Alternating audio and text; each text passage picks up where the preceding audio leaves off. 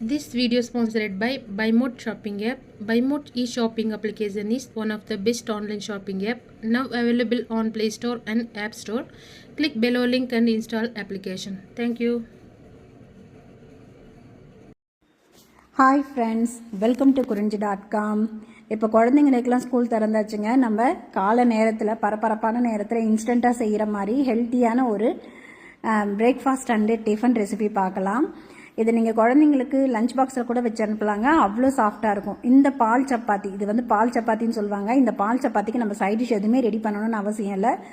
ரொம்ப சூப்பராக இருக்கும். வாங்க இன்றைக்கி இது ரெசிபி எப்படி பண்ணுறதுன்னு பார்க்கலாம்.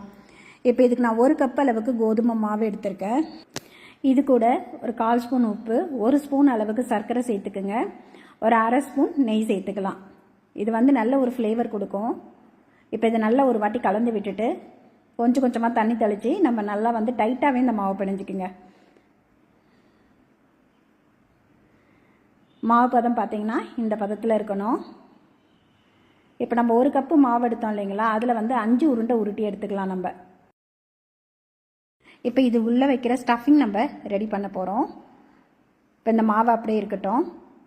இதுக்கு வந்து பால் பவுடர் எடுத்துக்கலாம். நீங்கள் ஒரு 10 ரூபா பால் பவுடர் பாக்கெட் வாங்கினாலே நீங்கள் 2 தடவை யூஸ் பண்ணலாங்க. ஒரு 2 ஸ்பூன் அளவுக்கு மட்டும் பால் பவுடர் எடுத்துகிட்டு இதுக்குள்ளே ஒரு 3 ஸ்பூன் அளவுக்கு சர்க்கரை சேர்த்துக்கலாம். இந்த பால் பவுடருக்கு பதிலாக நீங்கள் பொட்டுக்கடலை பவுடர், அந்த மாதிரி பாதாம் பவுடர் எது வேணால் சேர்த்துக்கலாம். நல்லாயிருக்கும் டேஸ்ட்டு. ஆனால் இந்த பால் சப்பாத்தி நீங்கள் பால் பவுடர் சேர்த்து செய்யும்போது ரொம்ப நல்லாயிருக்கும். வாசனைக்காக ஒரு 2 சிட்டுக்கு ஏலக்காய் தூளும் சேர்த்து இந்த பால் பவுடர் நல்லா கலந்து எடுத்து வச்சுருங்க. 2 ஸ்பூன் பால் பவுடருக்கு ஒரு 3 ஸ்பூன் வரைக்கும் சர்க்கரை சேர்த்துக்கலாம். இப்போ மாவு ரெடி ஆகிடுது, உள்ளே வைக்கிற ஸ்டஃபிங்கும் ரெடி ஆகிடுது. இப்போ நம்ம இதை திரட்டி எடுத்துக்கலாம். இது பார்த்தீங்கன்னா உங்களுக்கு லேயராக வருங்க. நீங்கள் இந்த மாதிரி இதை திரட்டிட்டு உள்ள ஸ்டஃபிங் வச்சு செய்து பாருங்கள். உங்களுக்கு அந்த பால் பரோட்டான்னு கூட சொல்லலாம். இது அவ்வளோ சாஃப்டாகவும் இருக்கும், அத்தனை லேயர்ஸும் வரும்.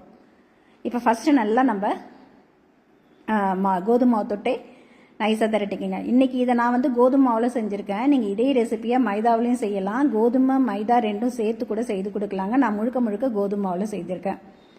இப்போ இந்த மாதிரி நல்லா மெலிசாக திரட்டிட்டு இதுக்கு மேலே வந்து கொஞ்சமாக எண்ணெய் தடவிக்கிங்க. எண்ணெய் தடவிட்டு கோதுமை மாவை தூவிக்கிங்க. இந்த மாதிரி நம்ம எண்ணெய் தடவிட்டு கோதுமை மாவு தூவும் போது இந்த லேயர்ஸ் பார்த்திங்கன்னா வெந்து வரும்போது நல்லா லேயராக பிரிஞ்சு வரும். இப்போ நம்ம இந்த மாதிரி இதை மடிச்சுக்கலாம். மடிச்சுட்டு இதுக்கு மேலேயும் கொஞ்சம் எண்ணெய் தடவிக்கிங்க. எண்ணெயை தடவிட்டு கோதுமை தூவி மடித்து விட்டுக்குங்க. இது பார்த்திங்கன்னா ரொம்ப சிம்பிளாக தாங்க இருக்கும் நம்ம செய்யறதுக்கு.